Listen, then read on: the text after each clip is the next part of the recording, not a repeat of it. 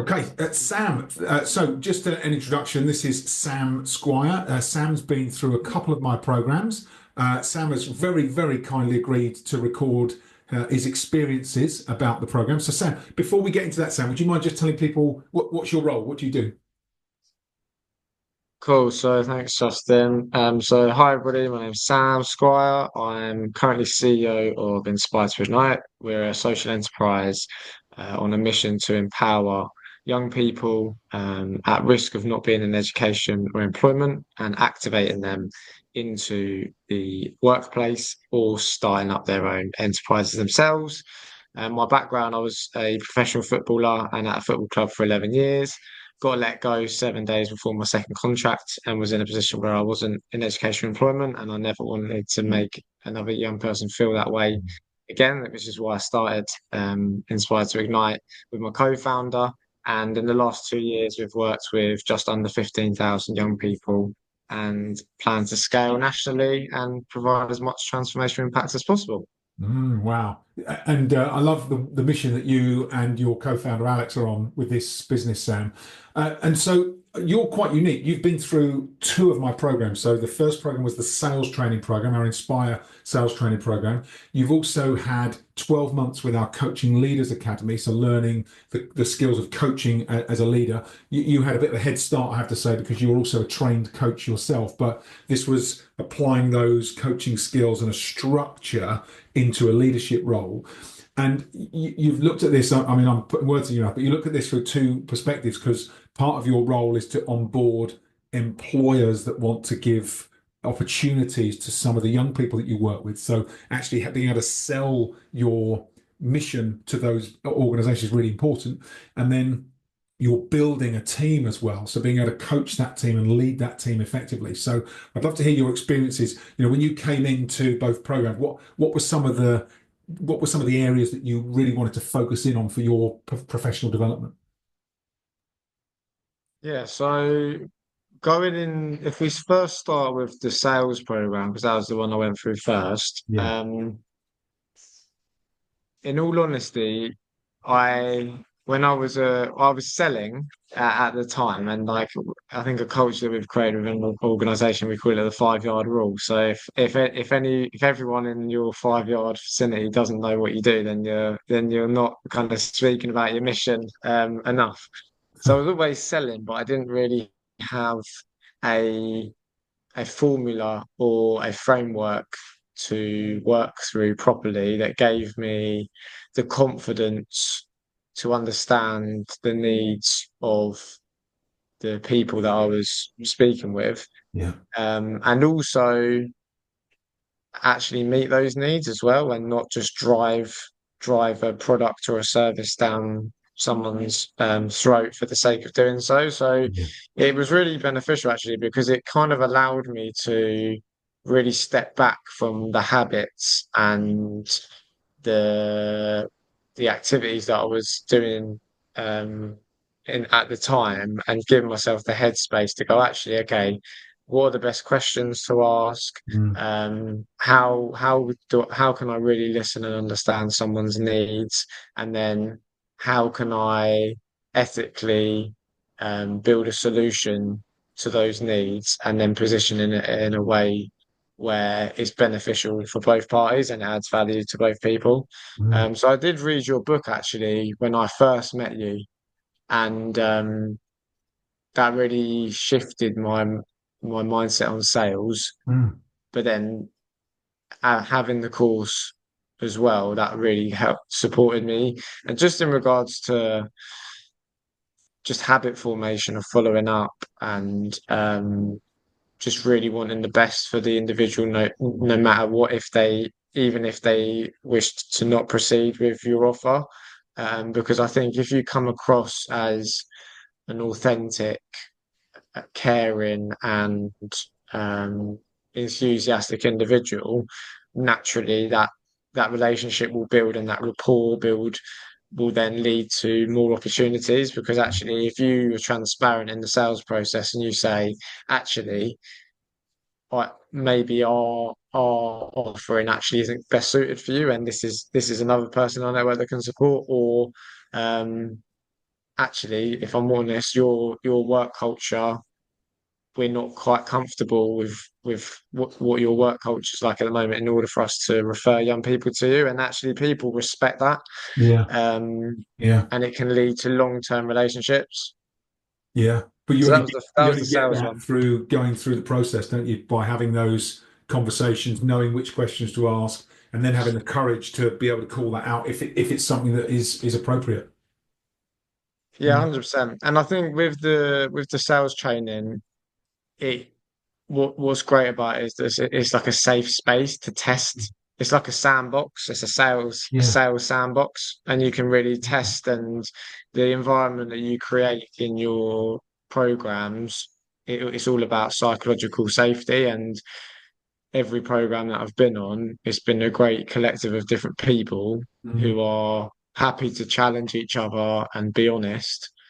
And actually, one of the most beneficial things that I've found is the the diversity in in the cohort, and mm, also the cross sector diversity as well. Because I feel yeah. like sometimes if you're always speaking with people from your sector, the same problems will come up, and the Mm, same solutions might come up. Whereas yeah. if you like, for example, there was someone on the course on the coaching course that I engaged with that was in the kind of dentistry um, industry, and it was really interesting hearing their perspectives. And then there was someone in transport, and then there was someone in recruitment. And Yeah. actually, it's really interesting hearing different people's cultures and sectors and how you can maybe pinch some of the best brain nuggets from different Yeah. sectors and processes and how you can implement that into your own Yeah. sector. So that Yeah. was really beneficial actually as well. Mm. Yeah, absolutely. The breadth of experience and variety in the cohort is a big part of the learning opportunity, isn't it? Yeah, yeah, yeah. Yeah, and so thanks for that feedback, Sam.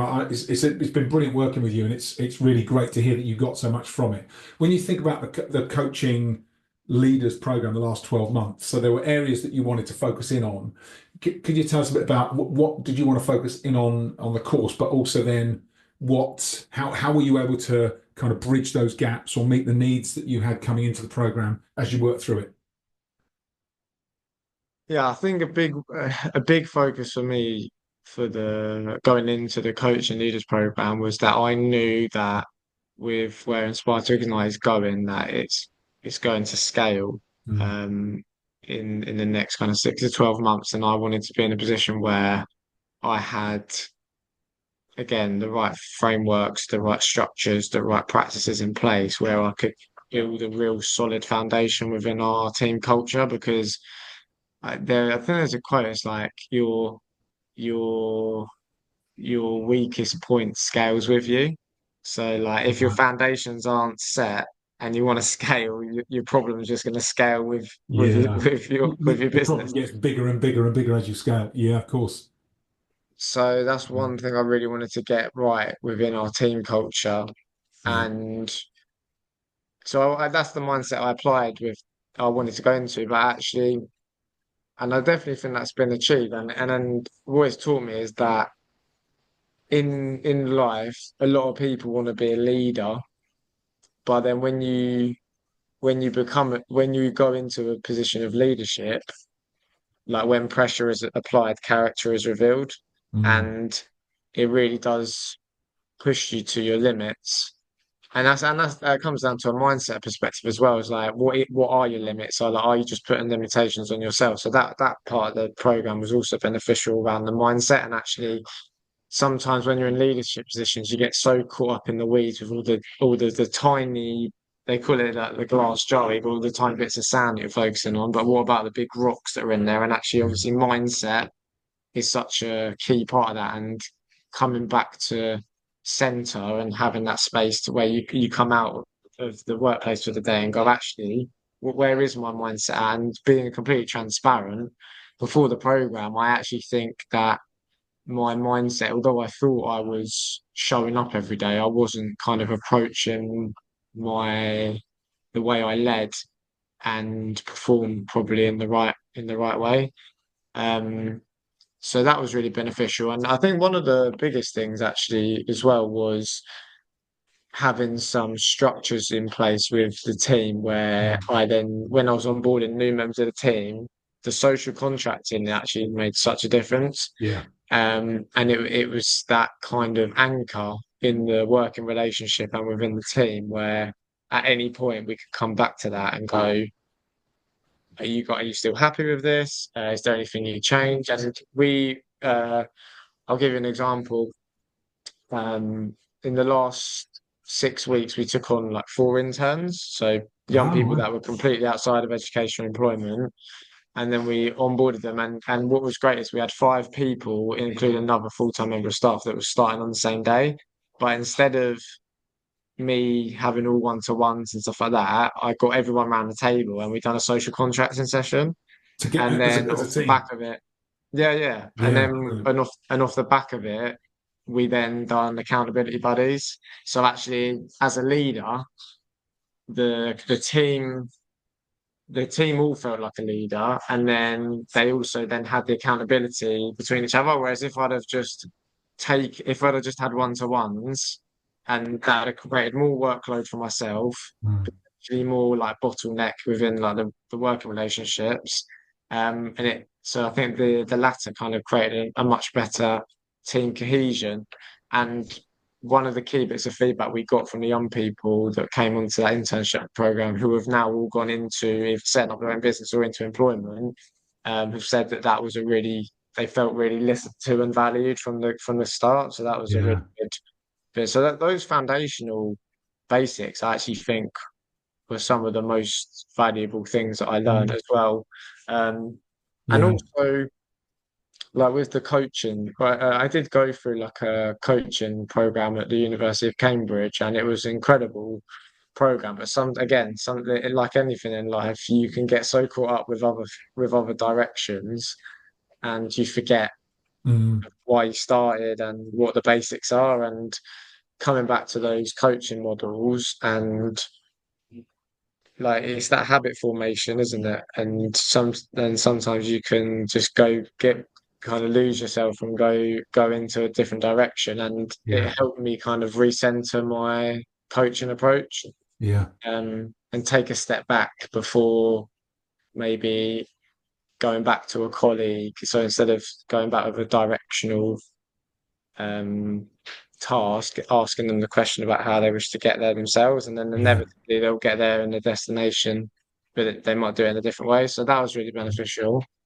Um, Yeah, it's yeah, interesting because those, when you move into a leadership position, I found this when I did it, Sam.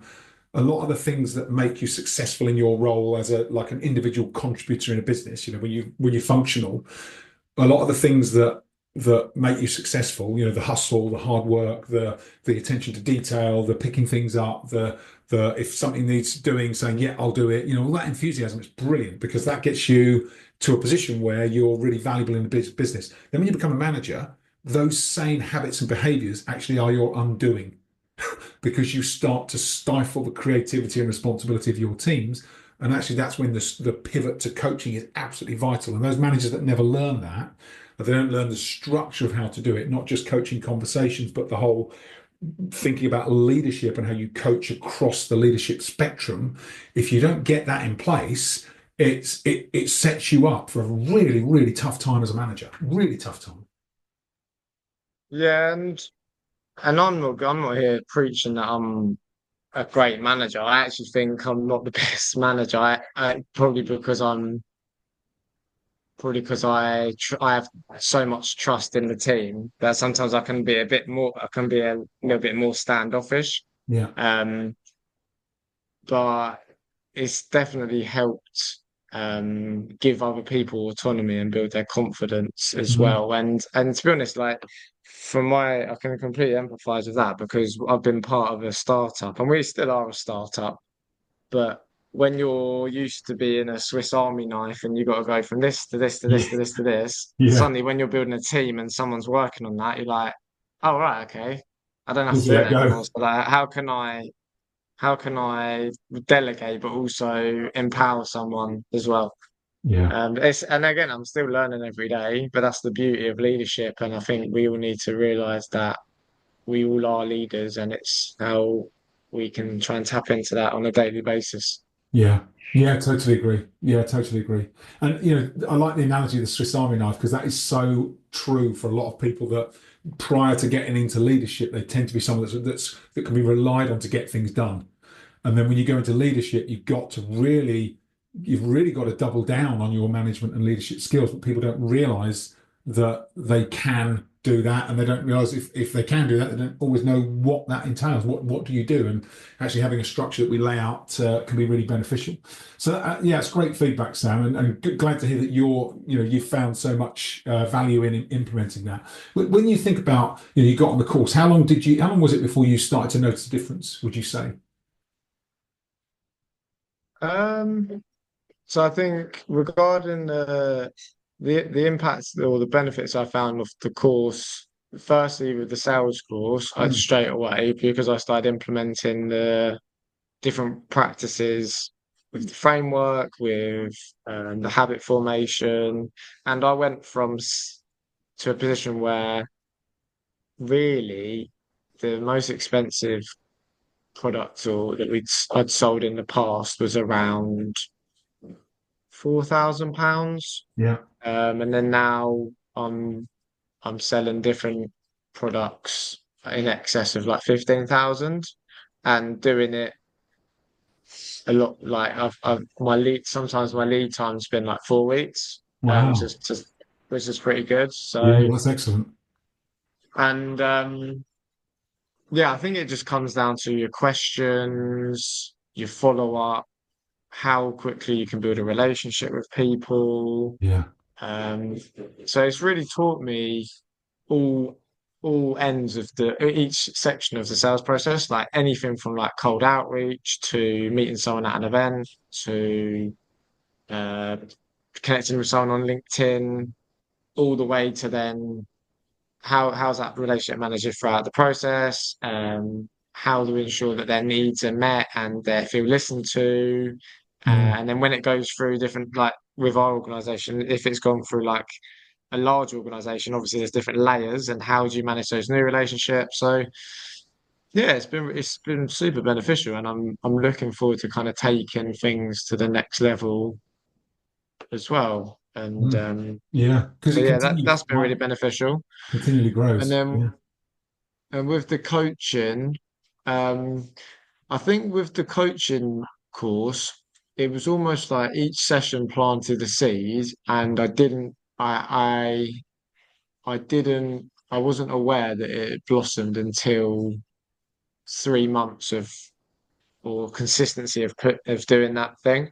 Yeah. Um, because obviously, like humans are completely different to most things within the world. So like to really see someone's development once you implement those practices, actually that might happen suddenly or it might happen across a long-term period. But when it does happen, it's really rewarding. Yeah. And I have found that from going through the program, like the person who I was last year and how I even looked after my own mindset and my approach to my own well-being and how I approached task management and project management and how I communicate with my team is a lot different to how I approach now. Mm. Um, and like I say, I can always improve, but it's definitely